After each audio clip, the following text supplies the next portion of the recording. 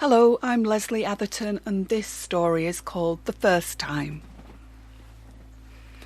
Georgia shuffled on the sofa then, a full minute or so after the question was asked, finally looked up at her mother. "I don't know," she said.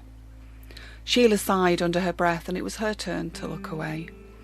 Of course, Sheila knew that the question she'd asked was difficult, certainly upsetting and disturbing even, but it was important because in 2 days it was to be her late husband's 40th birthday, but Sam wouldn't be around to enjoy it, and never would be again.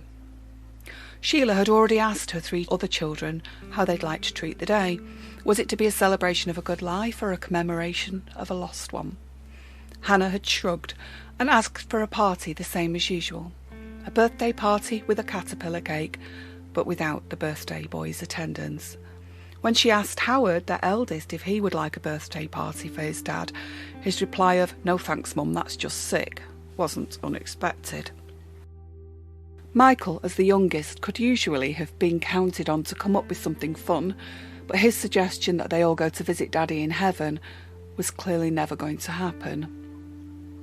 So idea generation was down to Georgia, Sheila's eldest girl and second oldest child. But Georgia wasn't coming up with anything much either. "I know you're upset, sweetheart, but there's nothing we can do other than to make it better here at home.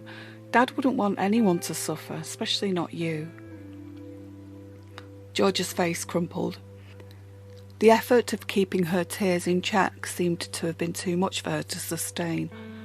"I don't know what to say or what to do, Mum. I've never been so sad." "I know, love. But Dad wouldn't want us to mope. He'd want us to remember him and love him and be happy." Georgia dabbed at the tears dripping from her chin. "I do remember him and love him." "But we're a way off being happy, aren't we, love?"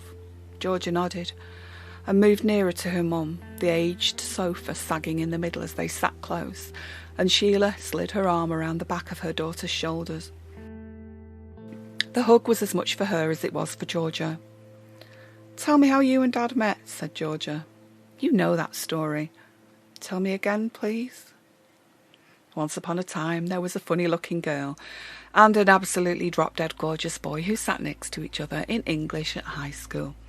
They'd been forced together, but neither complained, because that day was to be the first time and the only time that 15-year-old Sheila and 16-year-old Sam fell in love. "How did it feel, Mum?"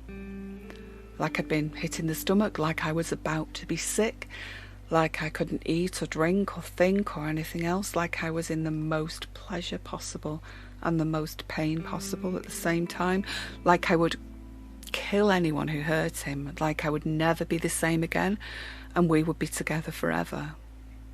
And now he's gone," Georgia sobbed. "Yes, love, he's gone. But me and Dad were lucky. Our first love was the best possible love, and it will never be forgotten because we have 3 wonderful children to continue our story."